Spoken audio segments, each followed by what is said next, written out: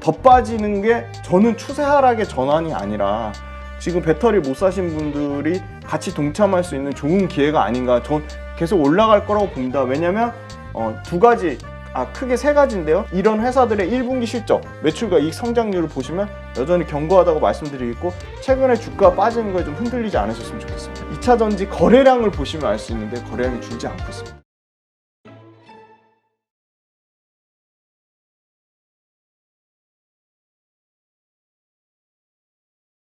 가격적으로는 역시나 LG화학이 밸류에이션이 제일 쌉니다. LG화학 밸류에이션이 싼 건 분명한 것 같고요. 그리고 LG화학 같은 경우는 여전히 좀 석유화학 사업부의 밸류를 받는 것 같고요. 양극재 사업부의 매출이 계속 커져서 올해는 양극재 사업부와 LG엔솔의 지분 가치가 합쳐진 게 그 석유화학 사업부를 넘어갈 거라고 보고 있는데, 그 넘어갈 석유화학 사업부의 영업이익을 넘는 것까지 반영하면 지금의 LG화학 시총은 좀 저는 아닐 거라고 보고 있습니다. 물론 70만 원대에서 가격이 크게 빠지지도 않고 오르지도 않고 약간 옆으로 길게 횡보하는 형태를 보여주고 있는데요. 그래도 LG화학을 제일 좋게 보고 있는 거는 최근에 2차전지 주가가 많이 빠져서 욕하시는 분들도 많고 많이 힘드실 텐데, LG화학을 포함해서 2차전지 주가, 제가 요 표 아까 준비한 건데 바로 한번 띄워보겠습니다. 네. 코스피가 이게 5월, 저희가 월요일날 지금 촬영하고 있는데 5월 지금 4일자 목요일 것까지 최신 데이터를 반영한 겁니다. 코스피가 12.4% 올랐고 코스닥이 연초 대비 25.8% 올랐는데요. 그거에 대해서 뭐 압도적입니다. 전체 실적 추정이 가능한 이게 46개가 47개입니다. 47개가 52% 올랐는데, 왜 모든 배터리 업체다가 다 막 100%씩 오른 거로 얘기하시면 안 되는 게, 이게 진짜 디테일하게 쪼개 보셔야 됩니다. 원자재, 배터리셀, 양극재, 그 다음에 음극재와 도전재 4개죠. 그 다음에 전해액, 분리막, 장비, 이렇게 7개를 분리했습니다. 뭐 여기서 뭐 동박도 있고 알루미늄 박도 있는데 그러면 너무 세세해서 큰 틀에서 보면요, 원자재가 181% 상승이 나왔는데, 이거는 에코프로 한 종목이 520.9% 나왔기 때문에 181%란 평균 상승률이 나온 거고요. 그 다음에 배터리셀 같은 경우는 18%밖에 안 나왔습니다. 근데 1등인 제일 실적 좋았던 LG엔솔이 26%밖에 안 됐어요, 연초 대비. 그리고 양극재 딴에도 128% 수익이 나왔는데, 코스모 신소재가 233% 나오면서 코스모 신소재가 양극재 전체 수익률을 다 땡긴 거고요. 음극재, 도전재도 30% 정도 상승률이 나왔는데, 나노 신소재 85%, 이 한 종목이 거의 다 이 음극재, 도전재 실적을 다 땡겼고요. 전해액은 15% 나왔는데, 엔캠도 그나마 최근에 좀 주가가 올라서 31%고요. 분리막은 SKIT가 56% 상승을 내면서 다 땡겼고, 장비도 38%인데 이거조차도 윤성 FNC 한 종목이 233% 수익을 내면서, 그래서 특정 소위 말하는 배터리 밸류 체인당 개별 종목이 거의 전체 주가를 다 땡겼다고 볼 수 있고요. 한두 종목이 다 땡긴 겁니다. 그래서 이 와중에 엄청나게 보시면 원자재와 전해액과 극심한 수익률 차이가 보이고요. 이 원자재 단에서도 에코프로는 520% 수익을 난 반면에 고려아연은 마이너스 지금 8%입니다. 니켈을 생산하는 고려아연 같은 경우는 마이너스 8%. 이렇게 철저하게 수익률 차이가 났고요. 그리고 요거는 요 옆에 표는 MDD입니다. MDD 쉽게 설명하면 지금 최고점 찍은 거 대비 현재 주가가 얼마나 빠지냐는 거거든요. 그러니까 MDD 값이 덜 빠졌다는 거는 그만큼 주가가 최고점 대비 견조하게 고점에서 잘 높은 주가를 형성하고 있다는 건데요. 지금 코스피가 마이너스 24%고요. 최고점 대비. 그 다음에 코스닥이 마이너스 20%입니다. 네. 네. 코스닥이 최근에는 부진하지만 전 세계 글로벌 시가총액 상승률로 치면 1등, 2등 그렇죠. 계속 왔다 갔다 하고 있습니다. 굉장히 견조합니다. 그 다음에 원자재 단이 고점 대비 평균이 마이너스 24%고요. 배터리 셀 단이 마이너스 24%입니다. 그 다음에 양극재 단이 마이너스 22%예요. 그리고 음극재, 도전재 단이 엄청나게 지금 제가 많이 욕을 먹고 있는데 마이너스 36%. 네, 상당히 좀 부진했습니다. 그리고 전해액 단이 전해액은 더 빠졌네요. 마이너스 47%입니다. 많이 빠졌네요. 네, 전해액이 진짜 많이 빠졌고요. 그 다음에 분리막도 많이 빠졌습니다. 44%, 마이너스 44%. 그 다음에 장비가 마이너스 36%입니다. 그런데 여기 보시면 배터리 셀단에서 LG엔솔 고점 대비 마이너스 10%밖에 안 빠졌습니다. 많이 오르지도 않았지만 그렇다고 또 주가가 또 엄청 많이 빠진 것도 아니다. 그러니까 이렇게 계속 디테일하게 쪼개보셔야 돼요. 코스모 신소재도요. 고점 대비해서는 마이너스 12%밖에 안 빠졌습니다. 최근에 2차전지 소재가 전부 다 마이너스 30%까지 다 박살난 게 아니고요. 이렇게 보시면 차이가 있습니다. 나노 신소재도 많이 체감하는 건 엄청 빠진 걸로 보이는데 고점 대비 24% 빠졌습니다.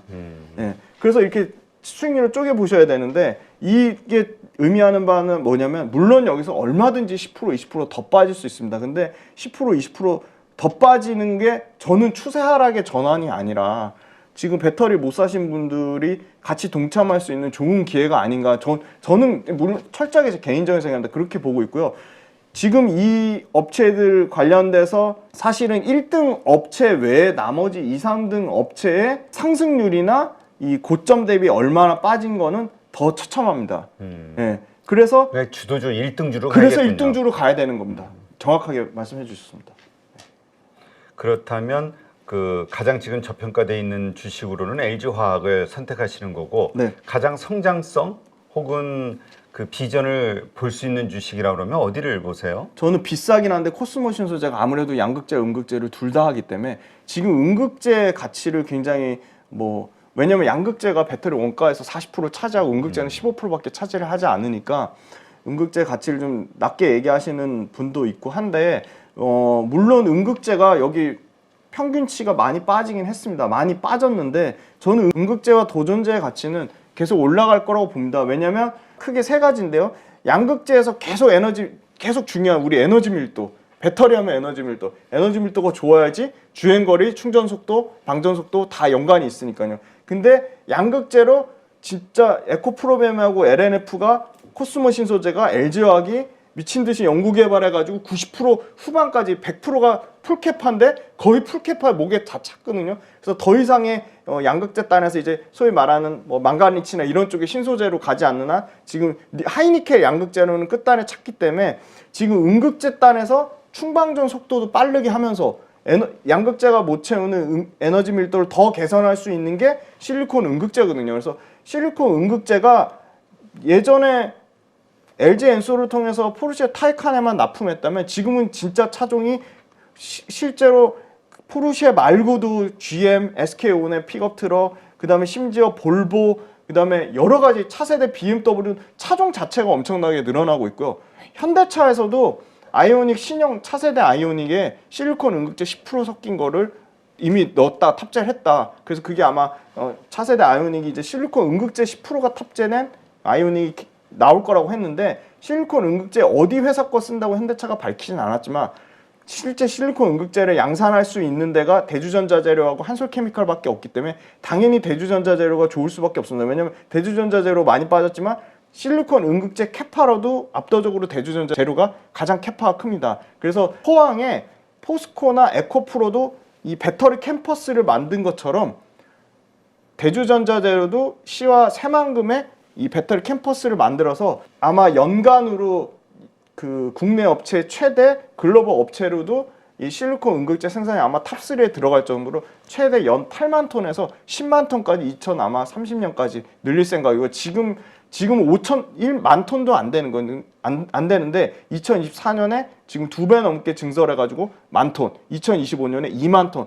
캐파 증설이 100%씩 일어나고 있습니다. 그래서 음극재 도전재는 나노신소재 마찬가지고 음극재 도전재는 양극재 단의 캐펙스 증가율, 그러니까 설비 투자 증가율보다 음극재 도전재의 캐펙스 투자 증가율이 더 크다. 그래서 좀 긴 호흡으로 보셨으면 좋겠어요. 최근에 주가가 2차 전지가 여러 가지 금감원에서 이런 이슈 때문에 더 투심이 악화된 측면도 있지만 2차 전지 본업의 펀더멘탈은 캐펙스 증가율 그리고 이런 회사들의 1분기 실적, 매출과 이익 성장률을 보시면 여전히 견고하다고 말씀드리고 최근에 주가 빠지는 거에 좀 흔들리지 않으셨으면 좋겠습니다. 네, 코스모 신소재도 최근 3월 달에 상당히 많이 급등을 하긴 했어요. 맞습니다. 네. 근데 이 양극재와 음극재를 다 하는 게 그 매력이라고 하셨는데 네. 그거는 이제 포스코 퓨처엠도 그렇잖아요. 네네. 포스코 퓨처엠과 코스모 신소재 이걸 비교했을 때 그래도 이제 신소재를 선택하신 거니까 코스모를. 네. 이유가 전 포스코 퓨처엠.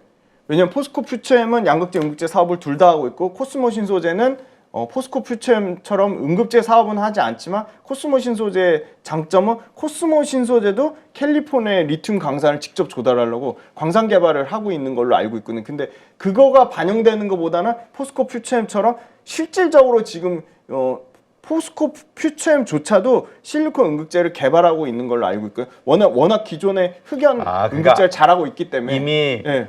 그 만들고 있는 게 아니라 앞으로 네. 그럴 계획이 있다. 네. 이거를 이제 비전을 네. 여기다 두고 보신다. 네, 실리콘 응급제 개발에 대한 모멘텀도 있으면서 실제로 흑연 응급제가 그렇게 급격하게 실리콘 응급제로 바뀌어지지 않을 거기 때문에 이미 안정적으로 응급제 쪽으로도 캐시카우를 갖고 있기 때문에 포스코 퓨처엠은 당연히 밸류에이션을 더 할증받는 게 당연한 거고요. 포스코 퓨처엠이 지금 연간 수주로 실제로 이렇게 93조가 수주가 찍히는 회사가 없기 때문에 다소 비싸더라도 포스코 퓨처엠이 좀 더 매력적으로 보고 있습니다.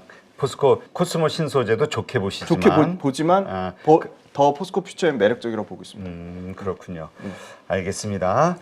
그게 아마 그 많은 분들이 그 포스코 또 홀딩스에 대한 기대감, 네네. 리튬에 대한 기대감, 네. 이런 것들이 다 거의 포함이 돼 있겠죠. 네, 그렇습니다. 네. 자, 그렇다면 이번에 에코프로가 또 컨퍼런스 콜을 했잖아요. 네네. 네, 그 부분도 한번 설명을 해주시죠. 네네. 여기서 참 논란이 많아요. 네네. 이게 나가고 나서 일부 증권사에서는 에코프로비엠에 대한 매도 의견도 나오고, 네네. 뭐 중립 의견으로 뭐 낮추고 이런 일들이 좀 있다 보니까. 네네. 지금 에코프로 BM 관련돼서 사실 주가가 빠진 이유는 제가 보는 가장 중요한 거는 이거 같습니다. 지금 포스코 퓨처엠 LNF는 조단위 수주가 지금 나오고 있고, 물론 코스모 신소재도 사실 실적이, 그러니까 소위 말하는 수주 실적이 더 나와야 되는데 잠시 주춤한 부분이 있는데, 특히 에코프로비엠의 사람들의 기대치는 엄청 높은데 조단위의 수주 실적이 지금 안 나오고 있거든요. 그러니까 제가 추정한 걸로도 사실 LG 엔솔 측면에서 에코프로비엠 관련된 수주가 나올 거란 그런 썰이 지금 엄청 많이 여의도에 돌고 있는데 아직 안 나왔어요. 그게 나온 게 4월 달부터 썰이 돌았는데 지금 5월 달이 지금 넘어가고 있는데도 안 나오는 거 보니까 에코프로비엠 관련돼서 수주가 가시적인 수주가 안 나오니까 그 부분이 주가에 좀 투심에 악영을 미친 것 같고요. 에코프로 사실 그 말씀 주신 컨퍼런스 콜 관련돼서 가장 기대하는 부분은 역시나 에코프로 머티리얼즈 IPO 상장 관련된 부분입니다. 왜냐면 에코프로의 장점은 포스코홀딩스랑 똑같이 가장 앞단에 리튬의 그 원자재단부터 끝단에 양극재까지 밸류체인의 완벽한 수직 계열하거든요. 근데 그 중에 가장 중요한 중간 역할을 하는 이 하이니켈 전구체를 생산할 수 있는 업체가 몇 안 됩니다. 그 중에 생산력으로 쳐도 가장 에코프로 머티리얼즈가 압도적이라고 볼 수 있고요. 이 지금 전구체가 연평균 엄청납니다. 지금 연평균 35% 성장하는 시장이고, 당연히 배터리 소재가 다 30% 이상 성장하니까 전구체도 그렇긴 한데, 지금 중국의 의존도를 급격하게 줄이려고 하고 있거든요. 이 전구체 관련돼서는 이 양극재 핵심 소재이기 때문에 전구체 관련돼서는 중국에서 다 이 전구체를 가공하고 전구체 관련된 그 의존도가 80% 이상이 됩니다. 근데 에코프로 머티리얼즈가 만약에 상장이 되면 이 지금 시장에서 받는 밸류는 3조 이상을 보고 있거든요. 그래서 에코프로 머티리얼즈가 아마 이제 8월이나 9월 달에 코스피로 상장되면 본격적으로 그 자금 조달한 걸 바탕으로 2027년까지 20만 7천 톤이에요. 그럼 20만 7천 톤이면 에코프로 자체 내에서 중국에서 전구체 갖다 쓰는 거에 절반 이상이 줄어드는 거거든요. 얘네는 자체적으로 2030년까지 57% 이상을 내재화하겠다고 했거든요. 그러면 자체 갖다 쓰는 것만 좋아지는 게 아니라 이익률이 엄청나게 좋아지는 거죠. 심지어 그래서 에코프로비엠 전구체 내재화되면 양극재 이익률이 아까 LG화학 8% 엄청나다고 했는데 그 이상을 넘어선 9%대까지 나올 거라고 그렇게 긍정적인 예상을 하고 있고요. 네. 그래서 사실은 이 에코프로 머티리얼즈가 시장에서 정상적인 3조 밸류를 받을 경우에 당연히 에코프로 머티리얼즈를 100% 자회사로 갖고 있는 에코프로가 좋아질 수밖에 없는 거고요.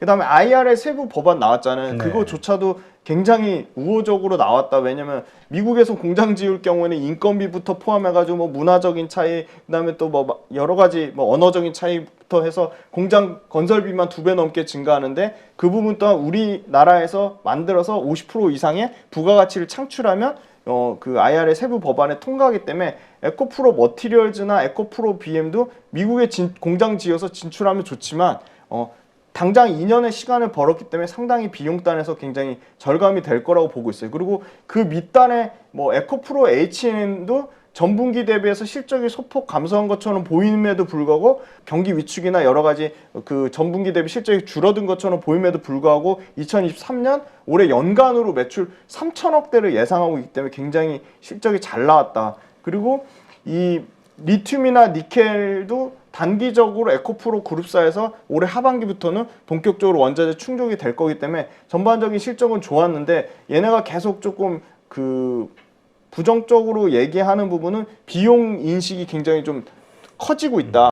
근데 비용 인식이 당연히 커질 수밖에 없는 게 계속적으로 연평균 캐펙스 투자를 40% 늘리는데 에코프로 BM도 그렇고 에코프로 머티리얼즈도 그렇고 급격하게 몸집이 커진 거에 따른 분명한 부작용이 있을 거라고 보고 그 부분을 비용으로 떨구기 때문에 당연히 이익률은 좀 좋아지지 않을 거라고 보는데 큰 측면에서 이게 가동률이 올라가고 영업 레버리지 효과가 발생하면 연간으로는 이익률도 회복될 거라고 보고 있습니다. 그래서 에코프로 그룹의 컨퍼런스의 콜은 9월 달에 상장을 하는 에코프로 머티리얼즈가 정상적인 3조 밸류를 받냐가 좀 핵심 포인트가 되겠습니다. 네. 이게 아마 그 말씀하신 대로 에코프로의 주가 혹은 또 그쪽 2차 전지 이게 또 대장주다 보니까 흐름에 또 상당히 영향을 미칠 맞습니다. 것 같은데 요 밸류가 언제쯤 정해지죠? 지금 이제 그 코스피의 상장 지금 예비 심사 청구를 한 걸로 알고 있고요. 이달 말까지 상장 예비 심사 청구를 하고요. 8월에서 9월 달에 코스피 시장 상장을 합니다. 그래서 아마 올해 여름쯤에는 이게 본격적으로 그 에코프로 지주사의 가치에 지분율로 아마 반영될 것으로 보고 있습니다. 한 7월 정도면 네, 그 어느 정도 7월 정도면 나올 것으로, 나오겠네요. 7월 말 네. 정도면 나올 것으로 예상하고 과연 있습니다. 3조 가치를 평가받느냐, 네. 그렇지 못하냐, 네. 여기에 달려 있다. 이걸 맞습니다. 한번 계속 봐야겠군요. 그리고 지금 에코프로에 대해서 조금 뭐 이익률이 적어진다든가 네. 이런 부정적인 시그널과 관련해서는 이거는 급속한 투자에 따른 네. 정상적인 하나의 네. 그 일환이다. 네, 네. 이렇게 이해하는 게 낫다. 네, 네. 알겠습니다. 자, 하여튼 우리가 이렇게 관심이 큰 게 그동안 아주 그냥 진격의 에코프로라고 어느 신문 기사가 표현했던데, 네. 근데 그렇게 그냥 거침없이 상승하다가 요즘 2차 전지주가 다 흔들리고 있잖아요. 좀 상승폭이 하락을 하기 시작했고, 네. 그러다 보니까 이게 이제까지 올라온 거 테마주처럼 다시 이제 꺾이는 거 아니냐, 많은 하락을 하는 거 아니냐 이런 불안감을 네. 갖고 있기 때문인 것 같거든요. 네. 그 2차 전지뿐만이 아니고요. 모든 주식이 이렇게 수직 상승하는 경우는 없고요. 올랐다 약간 조정 주고 또 다시 올라가고 하는데 주가가 상승한 뒤에는 반드시 조정이 있다. 근데 그 조정이 20%가 올지 30%가 올지 50%가 올지 모르는데 2차 전지는 계속 말씀드리지만 5가지 핵심 포인트.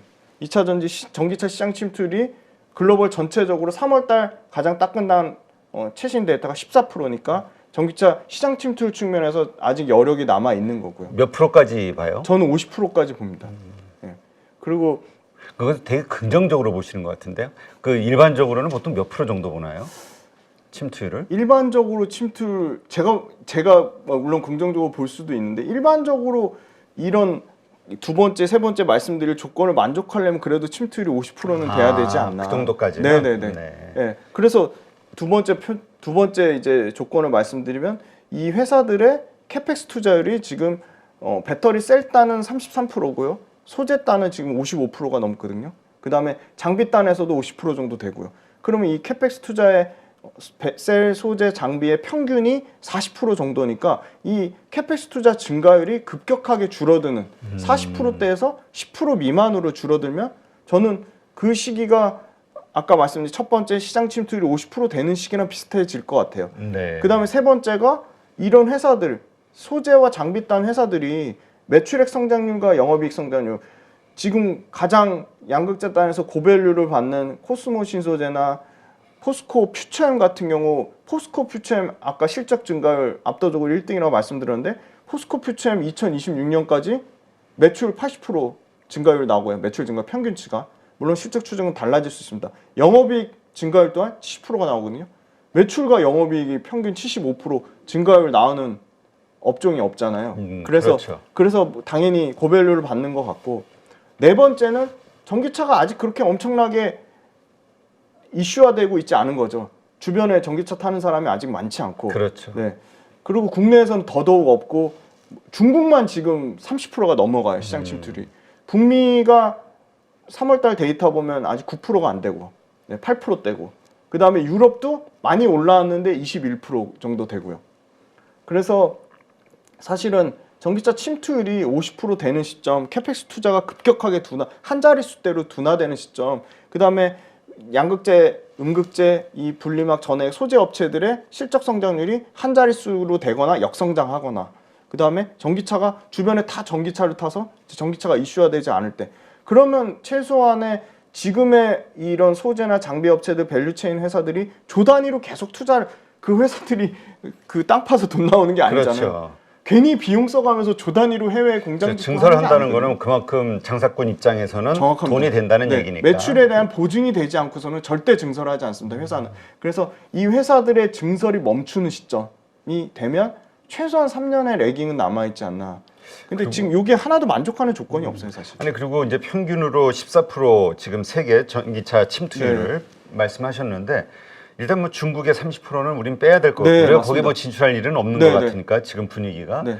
근데 말씀하신 미국이 지금 우리가 주로 공략하는 시장인데 네. 거기가 8%밖에 안 된다고 네, 하면 8%입니다. 네. 실질적으로는 저는 5배 이상의 북미에서 성장이 남았다고 상당히 큰 보고 있습니다. 성장이 네. 북미에서 일어날 수밖에 없다. 네. 이렇게 보여지네요. 네. 그리고 북미에서 뭐 계속 지금 뭐 점유율 가지고 뭐 57% 얘기하는 데도 있고 그런데 북미에서 지금 LG 엔솔, 삼성 SDI, SK온의 점유율이 57%는 그분 계산한 거는 북미하고 유럽의 평균치를 계산한 것 같고요. 북미에서 그 차관이 넘버 2가 북미에서 국내 배터리가 지금 70% 된다고 얘기를 했고요.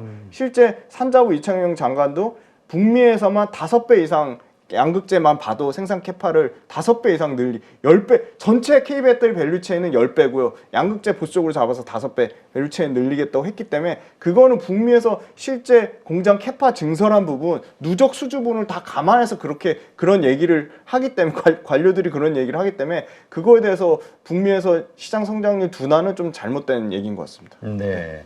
하여튼 이러한 것들 그렇기 때문에 이렇게 주가가 2차 전지주 이렇게 흔들릴 때 그때가 이제 매수의 기회가 될 것이다. 네, 저는 지금 갖고 하지만 계시지 또 못한 말씀하신 부분, 대로 좀 네. 주도주 중심으로 1등주 중심으로 매수하시는 게 좋고 항상 매수는 계속 분할 매수하는데 충분히 여기서 단기간에 너무 과도하게 오른 종목들 1등 종목들이 더 많이 올랐기 때문에 1등 종목들은 충분히 여기서 뭐 10%에서 20%, 30% 조정이 나올 수 있다고 봅니다. 얼마든지 조정이 나올 수 있다고 보고요. 지금 전체 주시장 자체가 조금 지금 상당히 여러 가지 뭐 지방은행 건 터지는 거 봤을 때도 상당히 조금 쉬었다 가지 않을까. 왜냐면 코스닥이 전체 글로벌 상승률로 연간 1등이기 때문에 조정은 주는데 저는 조정이 추세 하락으로 가서 막 이제 2차 전지가 주도주의 자리를 잃고 다른 주도주로 갈아탄다.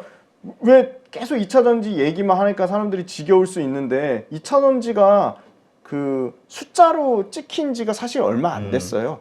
본격적으로 숫자 찍힌 건 작년부터고요. 재작년에 오른 거는 기대감으로 올랐거든요. 그래서 2차 전지보다 더 숫자가 잘 찍히는 업종을 투자하면 되는데 잘 찍히는 투자 업종이 지금 뭐 많이 얘기하는 게 반도체 바이오인데 반도체 바이오 쪽으로 많이 갈 것 같은데 수급이요. 꼭 그렇지도 않아요. 지금 보니까 2차 전지 거래량을 보시면 알 수 있는데 거래량이 줄지 않고 있습니다. 네, 알겠습니다. 이러한 것들을 투자하실 때 잘 참고하시면서 결정을 하시면 되겠군요.